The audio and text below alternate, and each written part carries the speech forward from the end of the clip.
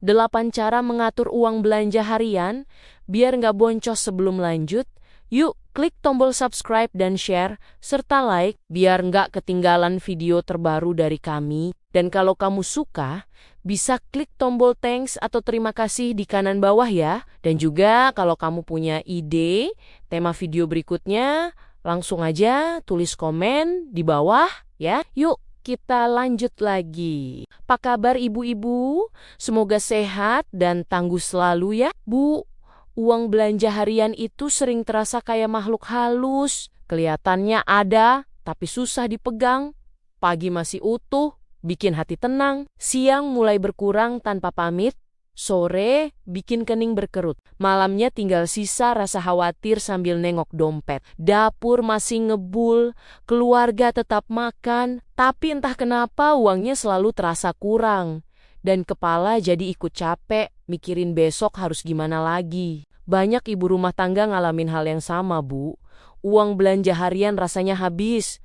Bukan karena belanja aneh-aneh, tapi karena bocor halus yang gak kelihatan. Sedikit jajan, sedikit nambah lauk, sedikit beli ini itu karena kasihan sama diri sendiri, tahu-tahu totalnya bikin kaget, yang bikin tambah gemas.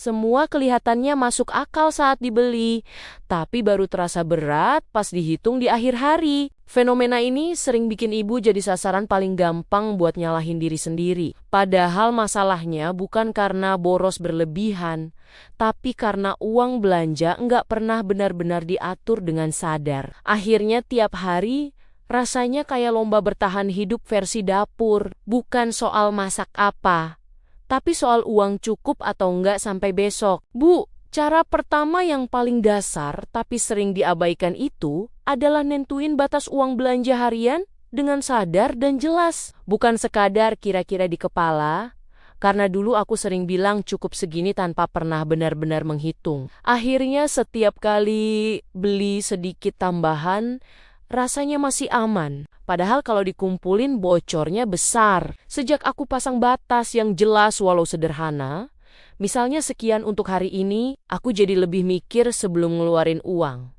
Bukan karena pelit, tapi karena pengen cukup sampai waktunya. Cara kedua yang kerasa banget efeknya adalah memisahkan uang belanja harian dari uang lain. Karena waktu semua uang dicampur rasanya kayak aman. Padahal licin, sedikit diambil. Nggak kerasa.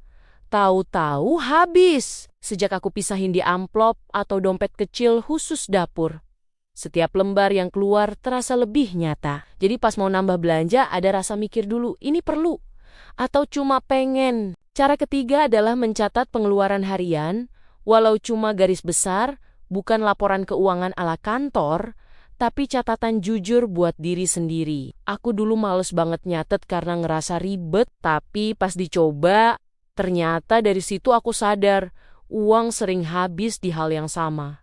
Misalnya jajan kecil, atau beli tambahan yang gak direncanakan. Dan kesadaran itu pelan-pelan bikin kebiasaan berubah. Cara keempat, Bu, jangan biasakan langsung menghabiskan uang sisa hari ini untuk besok. Karena sisa itu bukan tanda uang berlebih, tapi tanda keberhasilan.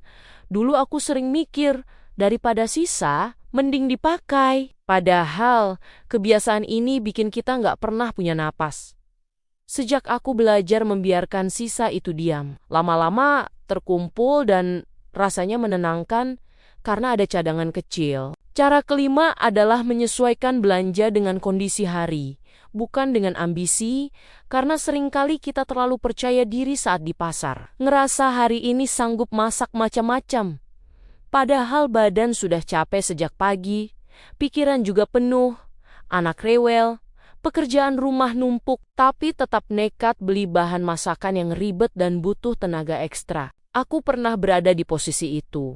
Belanja dengan semangat tinggi, keranjang penuh bahan masakan yang kelihatannya niat banget. Rasanya pengen jadi ibu rumah tangga produktif dan ideal. Tapi kenyataan baru terasa begitu. Sampai rumah, badan pegal, kaki rasanya berat, dapur berantakan. Dan bahan masakan yang tadi kelihatan menarik, malah bikin stres. Dan akhirnya justru malah bukan cuma capek fisik yang muncul, tapi juga capek mental. Selanjutnya muncul pikiran, sudahlah beli makan di luar saja, toh hari ini sudah terlalu lelah. Dan tanpa sadar, uang keluar 2 kali, sekali buat belanja bahan, sekali lagi buat jajan makanan jadi yang harganya jauh lebih mahal. Dari situ, aku belajar bahwa mengatur uang belanja bukan cuma soal harga dan daftar belanja, tapi juga soal jujur pada kondisi diri sendiri. Karena memaksakan diri di hari capek,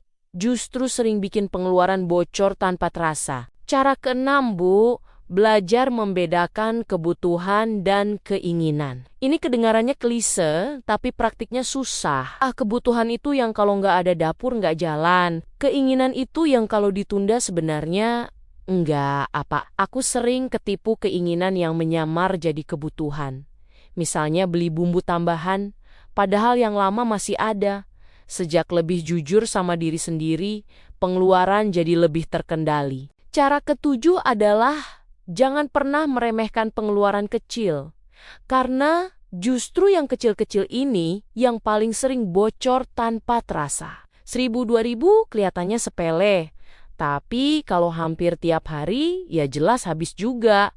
Aku baru benar-benar sadar setelah menjumlahkan. Ternyata totalnya bisa sama dengan belanja bahan beberapa hari. Cara ke-8 yang paling berat tapi paling penting, Bu, adalah belajar bilang cukup ke diri sendiri. Nggak semua hal harus dibeli hari ini, nggak semua keinginan harus dituruti sekarang. Awalnya rasanya berat dan kayak menahan diri, tapi lama-lama justru bikin tenang.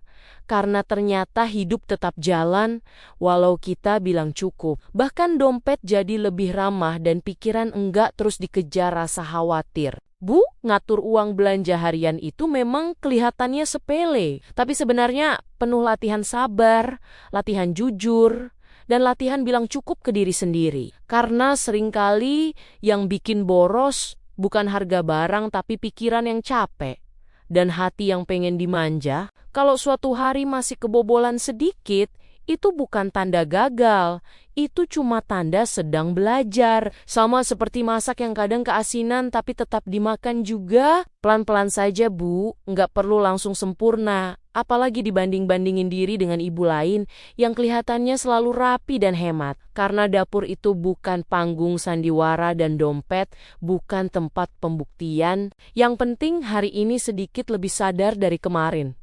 Dan besok sedikit lebih tenang dari hari ini. Dan satu hal yang sering terlupa, Bu, ibu yang bisa mengatur uang dengan tenang itu bukan ibu yang pelit, tapi ibu yang bijak, yang tahu kapan menahan dan kapan memberi, termasuk memberi maaf ke diri sendiri. Karena dompet yang gak menangis itu penting, tapi hati ibu yang damai itu jauh lebih mahal. Demikian cerita kita kali ini. Sampai ketemu lagi di episode berikutnya. Di obrolan yang lebih menarik, pokoknya tetap semangat ya, Bu.